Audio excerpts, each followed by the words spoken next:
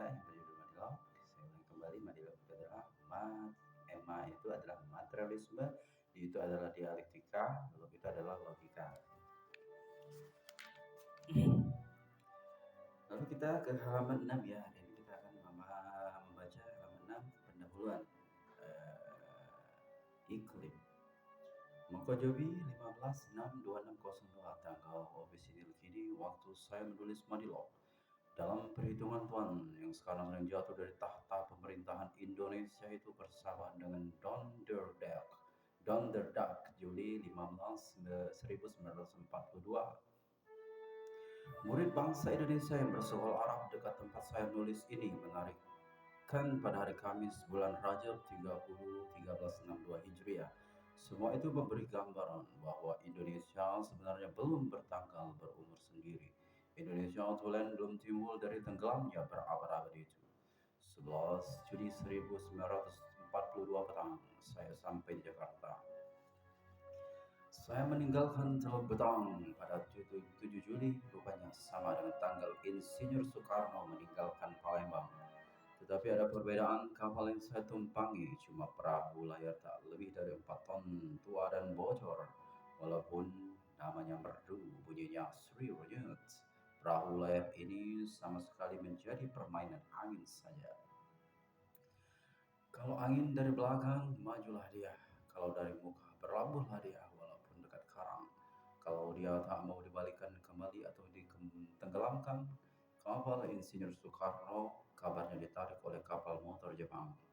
Sebab itu walaupun sama waktu berjalan dan saya 2 kali lebih dekat dari Insinyur Soekarno ke tempat yang dituju, saya 2 kali selama dia di jalan baru sampai.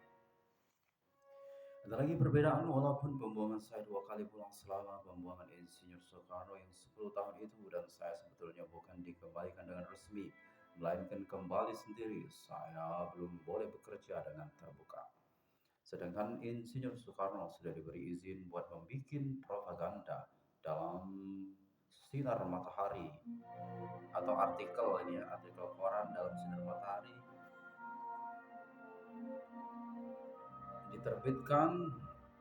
diterbitkan oleh Kepala Bagian Umum dari Barisan Propaganda Dai Nippon. Ya, Dai Nippon itu adalah organisasi Jepang ya.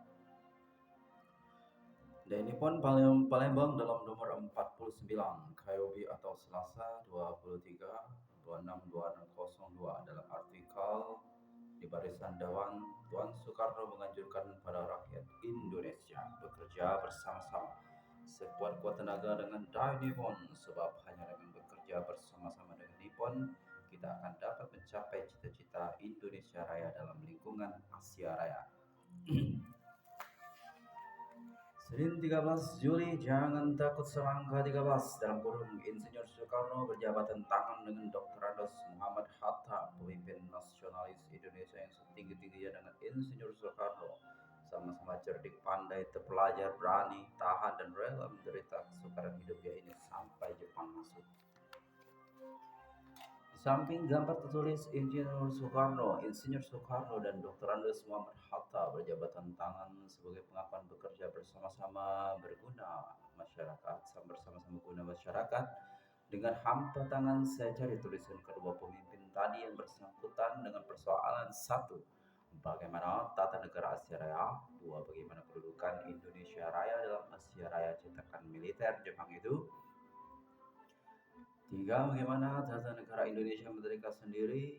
4. 5. Ada infinitum, ya ini tidak berhenti, seterusnya. Kesimpulan, kedua pemimpin nasionalis sudah mulai menjalankan cita-citanya, ialah di bawah ujung pedang samurai. Ya. Akhirnya perbedaan yang ketiga, sedangkan kedua pemimpin tersebut disambut dengan kegirangan oleh pengikutnya secara resmi seperti paper, barang-barang catatan editor yang terkenal tinggal di lubang yang dibikinnya di bawah air itu. Saya masuk mesti memakai segala anggota keawasan yang memang sudah terlatih dalam pelarian yang lebih dari 20 tahun lamanya. Apabila kelak sudah pasti bahwa golongan kelas yang saya pertahankan selama ini boleh menjalankan haknya, maka barulah kelak saya akan meninggalkan sana. Tetapi seorang sekarang memang lebih baik tempatnya dari yang sudah-sudah letaknya tidak lagi di Tiongkok atau di tepi tapal batas. Jajahan Belanda walaupun di Indonesia juga seperti 4 tahun yang lalu, tetapi di tengah-tengah rakyat dan kaum yang sebentuk badan dan mukanya dengan saya dan yang lekas, saya bisa mengerti perkataan dan tingkah lakunya. Tetangga saya tidak lagi cerewet mencampuri siapa saya dan dari mana saya datang sebab bentuk badan, muka dan bahasa semuanya sama. Titik, titik, titik. Dari sini saya bisa mempelajari sikap dan perbuatan tentara Jepang serta sikap dan perbuatan pemimpin Indonesia Raya dalam lingkungan Asia Raya. Tetapi saya tidak boleh mengharapkan lebih dari mempelajarinya saja. Saya kenal rakyat jelata Jepang di masa damai. Mereka tahu membedakan yang buruk dengan yang baik tentang hal yang datang dari barat. Mereka bersifat berani dan berlaku ramah tamah terhadap bangsa lain. Tetapi tentara Jepang yang sekarang mengawasi musuh dengan perang terus dan sering hilang kesabaran terhadap kaum pekerja. Bangsa Indonesia tidaklah suatu organisasi yang patut diajak berembuk tentang politik yang berdasarkan keproletaran. Ya. Ketua Kota Jakarta Haji Dahlan Abdullah ini duduk sebangku dengan saya ketika belajar di Indonesia dan sering sekamar tidur dan makan di Indonesia dan Eropa. Dr. Andus Muhammad Hatta bukan asing buat saya. Saya belum bertemu muka dengan Insinyur Soekarno. Tetapi perkataan simpati terhadap saya dulu banyak saya baca. Ketiganya mereka ada di sini dekat dan kalau saya menemui mereka saya bisa ambil kembali uang saya yang dulu tersimpan dalam bank Belanda. Javase Bank, JFSC Bank. Jumpai sebelum pergi ke luar negeri saya bisa longgarkan kehidupan saya. Dijumpai keluarga saya yang masih hidup dan cari kuburan ibu dan bapak yang keduanya meninggal di waktu saya bertualang. Tetapi tentu susah, mungkin mustahil buat saya melalui pagar besi ini pun berkeliling rumah mereka. Seandainya bisa, tentulah sarang saya tak akan aman lagi. Begitulah iklim suasana politik ketika saya mulai melahirkan Madilo. Di atas kertas, saya berada di tengah-tengah raya jelata Indonesia dekat keluarga dan para sahabat. Tapi keadaan dan paham saya memaksa saya tinggal sendiri di tengah-tengah masyarakat yang sering menyebut-nyebut nama tetapi tak mengenal rupa saya. Terbitlah mulanya pertanyaan dalam diri saya, buku manakah yang pertama mesti ditulis yang paling cocok dengan keadaan diri dan luar diri saya. Ada 3 buku yang sudah bertahun-tahun saya kandung dalam pikiran tapi belum bisa dilahirkan.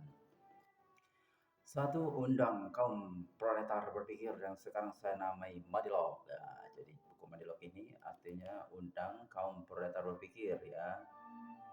Dua, buku kedua yaitu adalah Federasi Asia, ialah potongan dari Asia Australia, yaitu federasi dari segala negara pada jembatan antara Asia dan Australia dengan kepalanya di Asia dan Australia.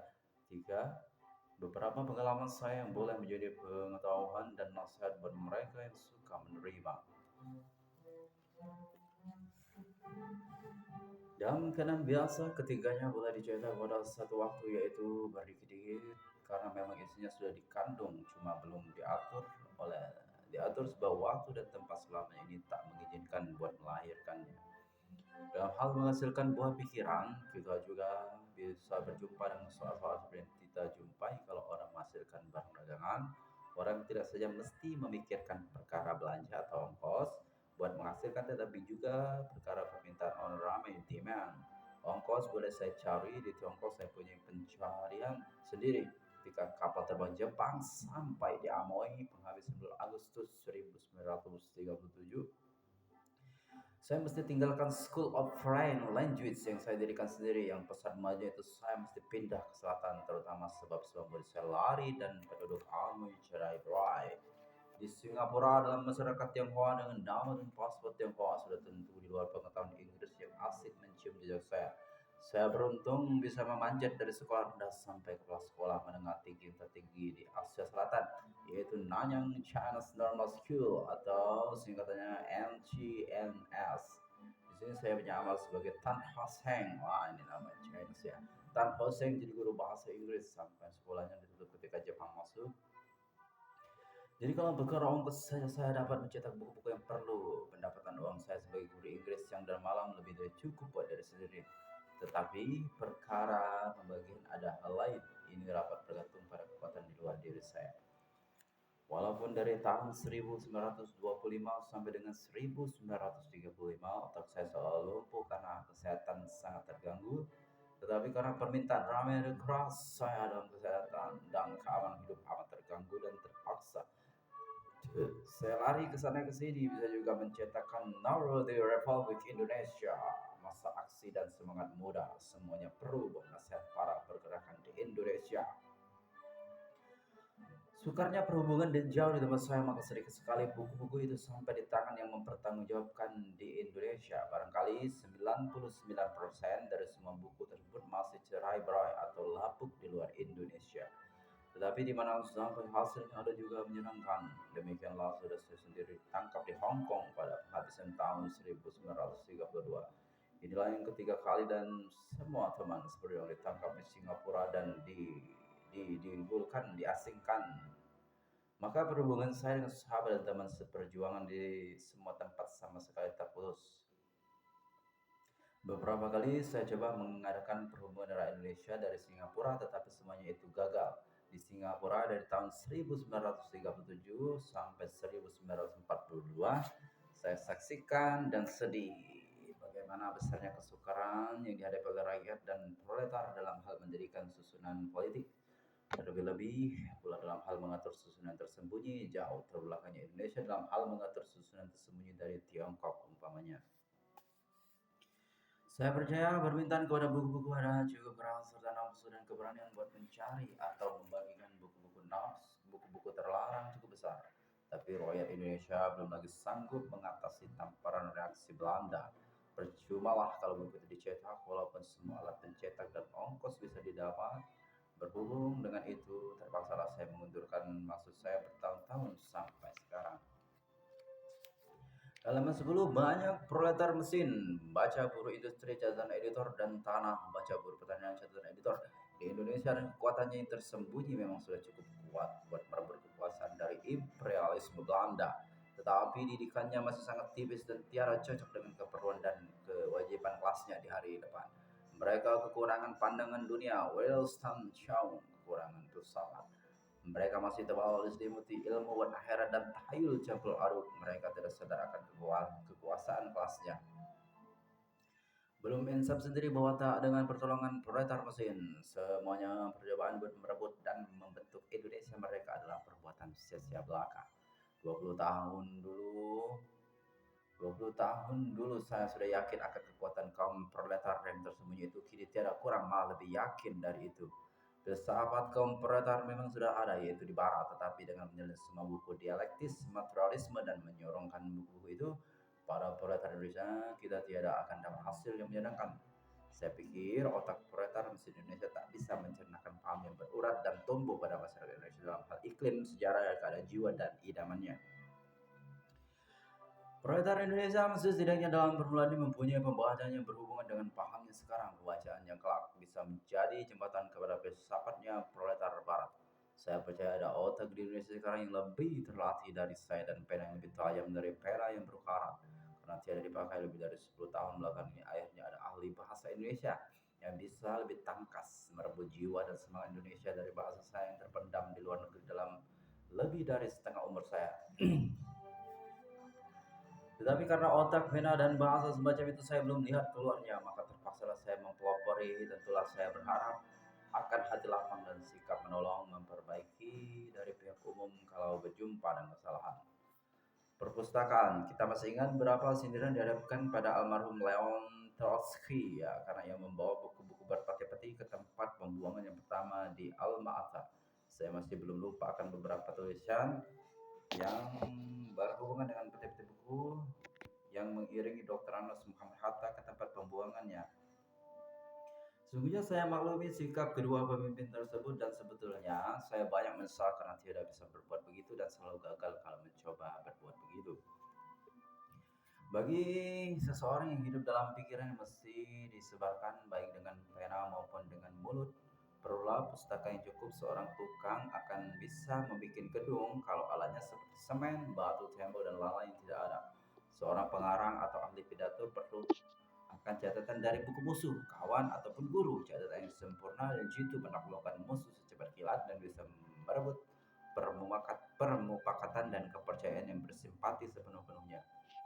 Baik dalam polemik, perang pena, baik dalam propaganda, maka catatan itu adalah barang yang tidak biasa ketinggalan seperti semen dan batu tembok buat membuat gedung. Selainnya daripada buat dipakai sebagai barang, bahan ini buku berarti tentulah besar faedahnya buat pengetahuan dalam arti umumnya. Ketika saya menjalankan pembuangan yang pertama yaitu dari Indonesia pada Maret 22 Maret 1922, saya cukup diiring oleh buku walaupun tidak lebih dari satu peti besar. Di sini ada buku-buku agama, Quran, kitab suci Kristen, Buddhisme, Konfusianisme, Darwinisme, perkara ekonomi yang berdasar liberal, sosialitis atau komunistis, perkara ekonomi yang berdasar liberal, sosialistis atau komunistis, perkara politik juga dari liberalisme sampai ke komunisme. Buku-buku riwayat dunia dan buku sekolah dari ilmu berhitung sampai ilmu mendidik.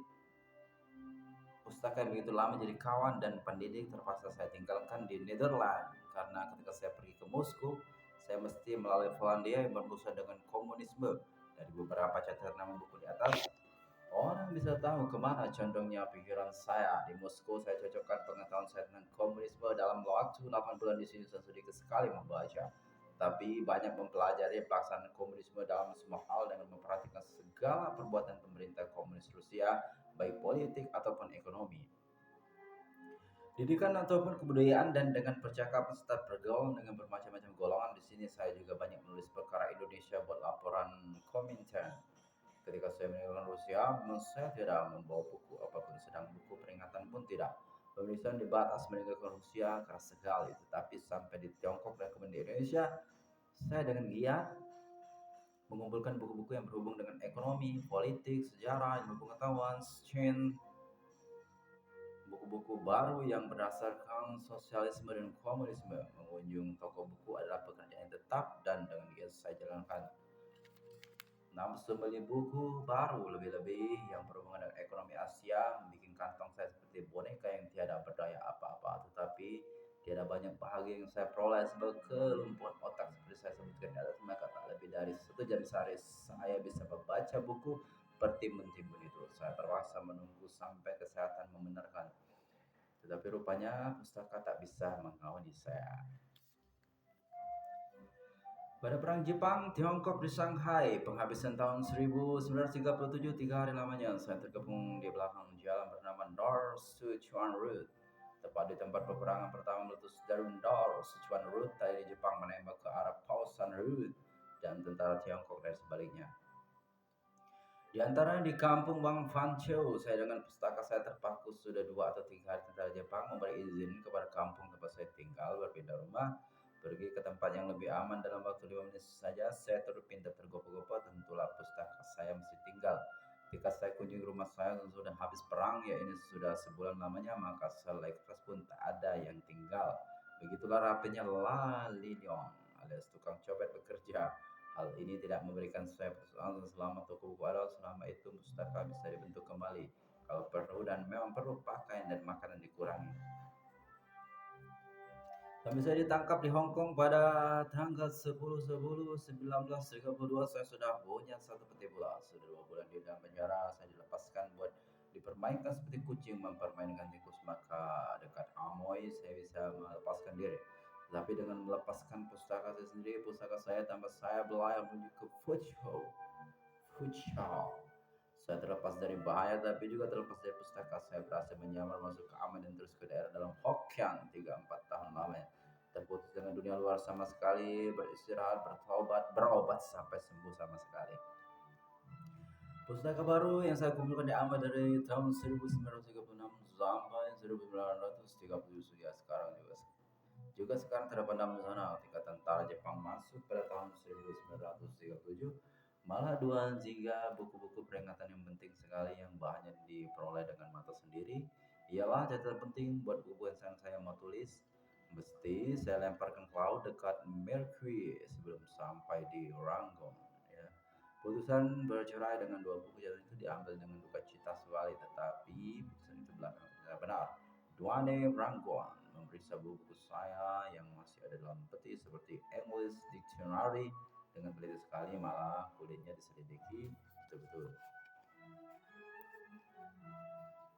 Oke, cukup di situ dulu, sudah 20 menit lebih kita tadi membaca dan coba memahami ya dari halaman 6, 7 sampai 12 ya. Semoga kita bisa tercerahkan dengan